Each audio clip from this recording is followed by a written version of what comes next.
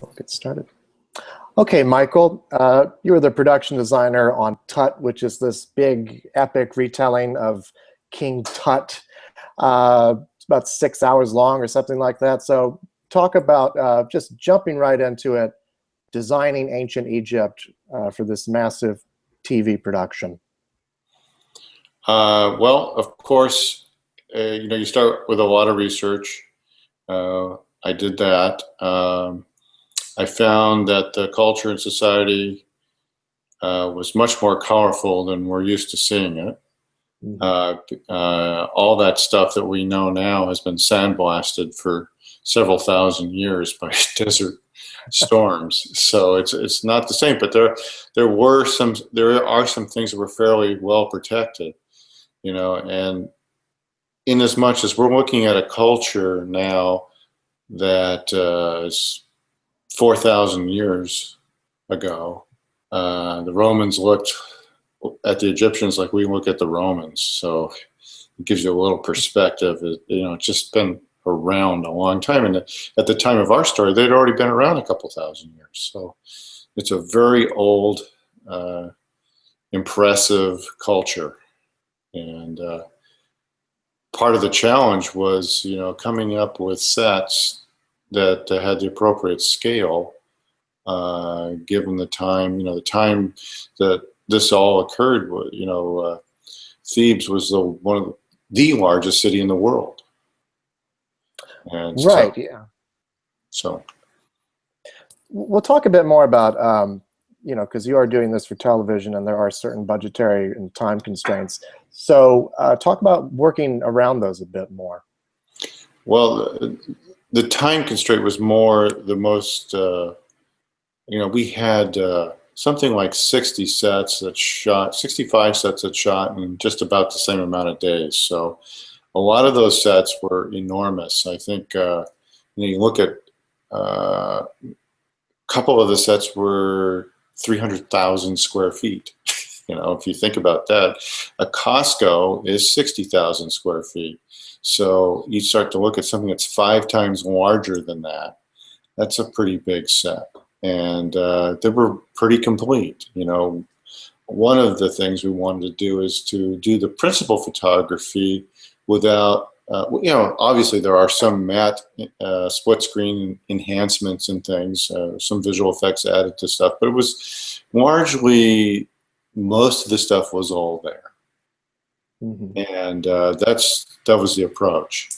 So we have sets that, kind of rival Cecil B. DeMille in a couple of instances. We had some very large exterior sets, the outside of the palace, which was 600 feet deep, 300 feet wide, and it had, it was contained by walls between 20 and 60 feet tall. So that's a big set. Yeah, and the opulence of this thing is just really quite astounding. Yeah. Talk a bit more about working with your team to really give it how should I say this, a feeling of being more than just period settings. In other words, I mean, you've got to make it look like people actually lived in these. Well, one of the things that the director wanted was to make it look like people actually lived there. So we wanted some wear and tear on stuff, and we wanted to look like the desert was there. We wanted to have things that looked. It sort of take you out of those Bible pictures from the 50s and 60s, and that, that's a tough thing to do actually. And it's like, you walk a fine edge between overdoing that and really accomplishing something that's significant. So I think we did that. I was pretty happy with everything. It was very challenging. I had an enormous crew at some point. I think I had 600 people working for me. And, it's challenging because I was in Morocco and not all those people were skilled at building sets. We were just basically, at some point, we were just throwing bodies at it. And that's always a challenge. We were in a fairly small town. in a place called Warzazat, which has cinematic history. It's where David Lean shot parts of Lawrence of Arabia, and many pictures have been shot there over the years. It's very interesting, but it's very challenging to work there. You don't have a stable internet. You don't have stable electricity. You don't have a lot of things that you normally have. What you do have is incredible vistas, and and something that looks very much like you're on the edge of the Sahara Desert, so it looks like what it should in terms of culture and basic building techniques. Mm-hmm. And the practicalities of it, just I wonder if there were any tricks of the trade that you used to kind of build some of these things a little bit cheaper, or hide certain things, or you know what I mean? Like, I tried to build things, and this is something I do in general. So if I had a big set, I wanted to see that set from another set, so I used both sets to increase the production value. So there's several scenes where you come out of the main corridor in the palace, the doors open up, and there's the backside of the wall that's the interior of the courtyard of the palace, and I'm using it as just plain background. So with very little effort, I'm just using that set as a background for other scenes, and I kind of like to do that. It's one of the things I normally do. I mean, it's when you have to do a little of that, and the truth is, I think you can always tell when something isn't really there. There's a difference in how the actors interact with it. There's a difference with the texture of things when it's done in post. Largely, you feel that, and the psychology, and it affects how you shoot it. Because you tend to do shots with visual effects that you can't do. You put the camera in places where you can't put it. And there's a psychology all involved with that. And if you have the stuff and you're able to do it and deliver it, you should try and do that. I always think, and Ben Kingsley, a couple of times said to me, it's like you have all this stuff here, it just makes it easier for me to act. You're giving them stuff to interact with, and it's a lot different just standing in front of a green screen with a couple of props and saying, boy, this view is great. Speaking of which, you have a background in visual effects. So, and then you made the transition into being a production designer. So, two-part question. Number one, how did your career in visual effects, you spoke about this, but I wonder if you could elaborate a bit more. How did that help your work as a production designer? And just how did you make that transition from one to another? Well, there was a guy, Richard Silbert, who I was assigned to, and I was a visual effects art director at the time, and he said, why don't you come with me and start art directing for me? And I did that, and did it for a while, and at the time, I think Dick is probably one of the best American post-war designers on record. Just very consistently good, just amazing quality. And if you look at his movies, even now, they don't really age. They're just bang on, spot on. He just had a very keen eye and a way of making things timeless. And for me, that was a big transition. At the time, I was, the holy grail for me was working up at Lucasfilm, and I was invited to work there, and at the same time, I was also invited to join Miami Vice.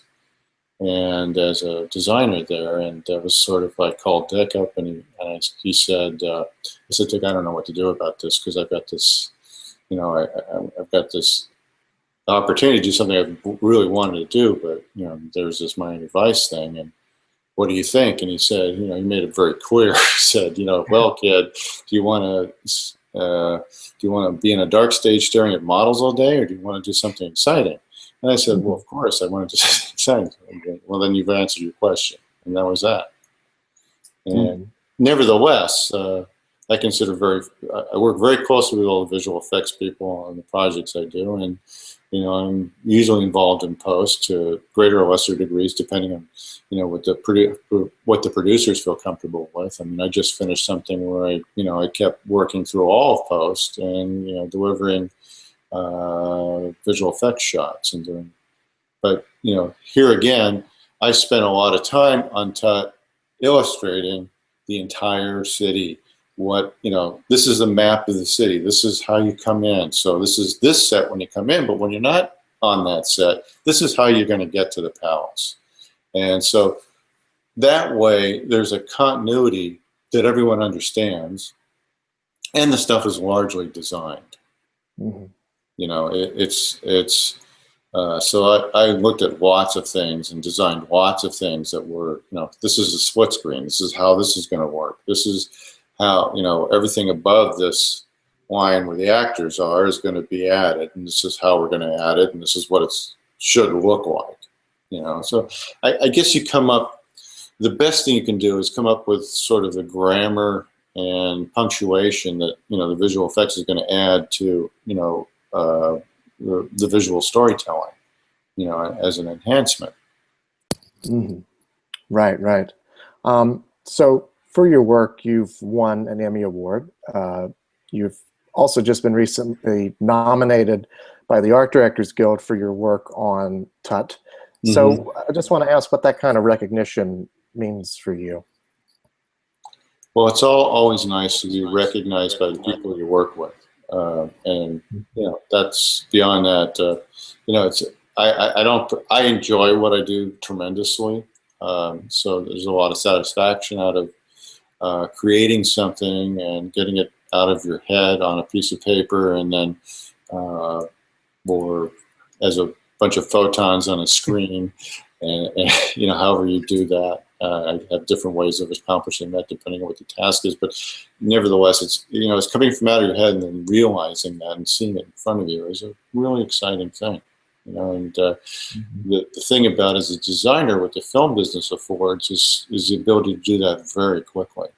If you're an architect, you can spend years getting the same thing I'm going to get in weeks, or basically everything's a one-of-a-kind prototype, and you just make it. And that's pretty exciting. There aren't too many things you get to do that with. And you can break a lot of rules. You can bend a lot of rules. There's not a lot of stuff that gets in the way. It's absolutely, movie design is pure design, and